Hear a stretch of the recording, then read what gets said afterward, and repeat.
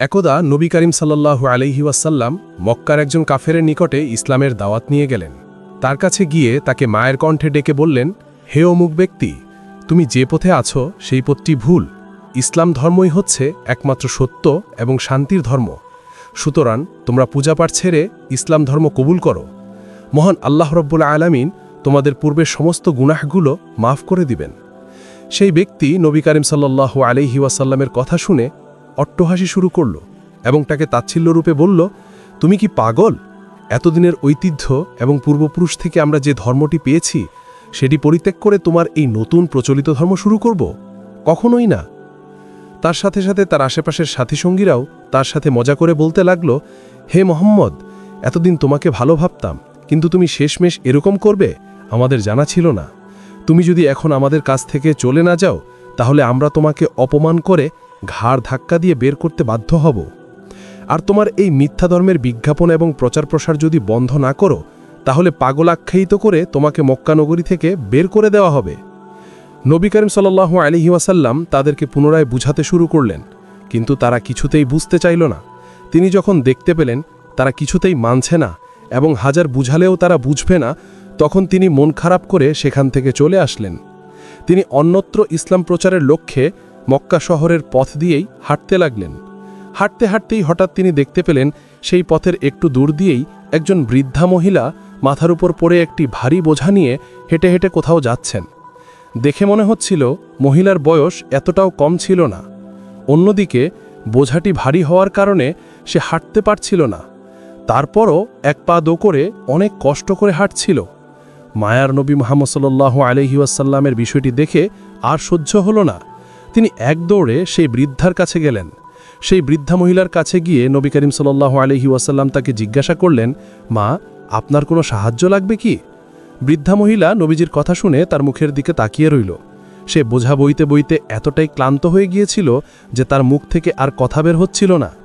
নবী করিম সাল্লাল্লাহু আলাইহি ওয়াসাল্লাম বিষয়টি বুঝতে পেরে তার কিছু বলার আর অপেক্ষা করলেন না। তার মাথার ওপর থেকে বোঝাটি নিয়ে নিজের মাথায় নিয়ে নিলেন এবং বোঝা মাথায় নিয়ে তিনি আর দাঁড়িয়ে রইলেন না। বৃদ্ধা মহিলা যে উদ্দেশ্যে রওনা দিচ্ছিলেন সেদিকেই তিনি হাঁটতে লাগলেন। নবী করিম সাল্লাল্লাহু আলাইহি ওয়াসাল্লাম কিছুটা দূরে গিয়ে দেখলেন বৃদ্ধা মহিলা অনেকটাই পিছনে পড়ে গিয়েছে। তার বয়সটা একটু ভারী হওয়ার কারণে সে এতটাও দ্রুত হাঁটতে পারছে না। তাই নবী করিম সাল্লাল্লাহু আলাইহি ওয়াসাল্লাম তার জন্য অপেক্ষমান হয়ে একটু দাঁড়ালেন। বৃদ্ধা মহিলা যখন নবী করিম সাল্লাল্লাহু আলাইহি ওয়াসাল্লামের নিকটে পৌঁছল, ক্লান্ত স্বরে গলা কাঁপতে কাঁপতে বলে উঠল, বাবা, চলো আমরা ওই গাছের নিচে গিয়ে একটু বসি। আমি অনেকটাই ক্লান্ত হয়ে পড়েছি, এখন আর হাঁটতে পারছি না। নবী করিম সাল্লাল্লাহু আলাইহি ওয়াসাল্লাম তার কথায় আর কোনো আপত্তি করলেন না। বৃদ্ধার কথা মতোই পথের ধারেই একটি গাছের ছায়ার নিচে বসলেন এবং সেই বৃদ্ধা মহিলাটিও নবী করিম সাল্লাল্লাহু আলাইহি ওয়াসাল্লামের পাশে গিয়ে সেই গাছের ছায়ার নিচে বসল। সেখানে বসার পরে নবী করিম সাল্লাল্লাহু আলাইহি ওয়াসাল্লাম সেই বৃদ্ধা মহিলাকে উদ্দেশ্য করে বললেন, আপনার যতটুকু ইচ্ছে এখানে বসে বিশ্রাম নিতে পারেন, আমি আপনার সাথেই আছি এবং আপনি চাইলে কিছুক্ষণ ঘুমিয়েও নিতে পারেন। আপনার সমস্ত আসবাবপত্র আমি পাহারা দিব ইনশা আল্লাহ তাআলা। বৃদ্ধা মহিলা তার কথার উত্তর দিয়ে বলল, না বাবা, এখানে বসে কাজ নেই। আমার গন্তব্যস্থানে পৌঁছলে আমি সেখানে গিয়ে বিশ্রাম নিব। আপাতত পথ চলতে শুরু করো। এটি বলে তারা দুজনেই পুনরায় পথ চলতে শুরু করলেন। সময়টি তখন সকাল গড়িয়ে দুপুরের আগ মুহূর্ত। ভোরের ঠান্ডা বাতাসের আবহাওয়া এখনও অনুভব হচ্ছিল। দুপুরের গরমের তীব্রতা এখনও তেমন একটা বেড়ে ওঠেনি। আকাশ অনেকটাই মনোরম এবং হালকা নীলচে ভাব। রাস্তা অনেকটাই প্রশান্তিময় এবং নিরিবিলি ছিল। তাছাড়া আরব দেশের অধিবাসীরা তৎকালীন যুগে অধিকাংশ সময়ই সকালে বা বিকেলে সফর করত। সে মতে তখন তাদের সফর করতে এতটাও কষ্ট হচ্ছিল না।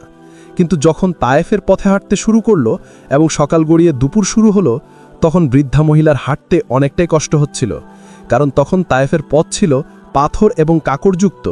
যখন তারা হাঁটছিলেন তখন তাদের পায়ের নিচে ছোট ছোট নুড়ি পাথর খচখচ করে আওয়াজ করছিল। নবী করিম সাল্লাল্লাহু আলাইহি ওয়াসাল্লাম লক্ষ্য করলেন সেই বৃদ্ধা মহিলার হাঁটতে কিছুটা কষ্ট হচ্ছে। তাই মায়ার নবী মুহাম্মদ সাল্লাল্লাহু আলাইহি ওয়াসাল্লাম তার হাঁটার গতিবেগ কমিয়ে ধীর গতিতে হাঁটতে লাগলেন। বৃদ্ধা মহিলা যতই নবী করিম সাল্লাল্লাহু আলাইহি ওয়াসাল্লামকে দেখছিলেন তিনি ততই অবাক হচ্ছিলেন। মনে মনে ভাবতে লাগলেন এবং বলতে লাগলেন, এই যুবক সত্যি অনেক দয়ালু, আজকাল এমনভাবে অন্যের কষ্টকে বুঝে। কিছুটা হাঁটার পরে নবী করিম সাল্লাল্লাহু আলাইহি ওয়াসাল্লাম দেখতে পেলেন বৃদ্ধা মহিলা আর হাঁটতে পারছে না, তার অনেকটাই কষ্ট হচ্ছে। তখন নবী করিম সাল্লাল্লাহু আলাইহি ওয়াসাল্লাম বৃদ্ধা মহিলাকে লক্ষ্য করে বললেন, আমার মনে হচ্ছে আপনি অনেক ক্লান্ত, আপনি যদি চান আমরা বিশ্রাম নেওয়ার জন্য এখানে একটু থামতে পারি। বৃদ্ধা মহিলা তার কথার উত্তর দিয়ে বলল, না বাবা, এখানে বসে কাজ নেই, আমার গন্তব্যস্থানে পৌঁছলে আমি সেখানে গিয়ে বিশ্রাম নিব, আপাতত পথ চলতে শুরু করো। মহিলা তা যেই সামান্য একটু দূরে একটি পাথরের ছায়ার নিচে বিশ্রাম নেওয়ার জন্য বসলেন। বিশ্রাম নিতে বসার পরে নবী করিম সাল্লাল্লাহু আলাইহি ওয়াসাল্লাম বৃদ্ধা মহিলাকে জিজ্ঞাসা করলেন, আচ্ছা আপনি কোথায় যাচ্ছেন? তখন বৃদ্ধা মহিলা উত্তর দিল, বাবা, আমি মক্কা ছেড়ে চলে যাচ্ছি। শুনেছি মক্কায় একজন ব্যক্তি এসেছে যে কিনা নিজেকে নবী দাবি করে এবং আমাদের এতদিন ধরে চলিত ধর্মকে পরিবর্তন করে সে নতুন একটি ধর্ম কায়েম করতে চায় এবং সবাইকে সে ধর্মে প্রত্যাবর্তন করতে চায়।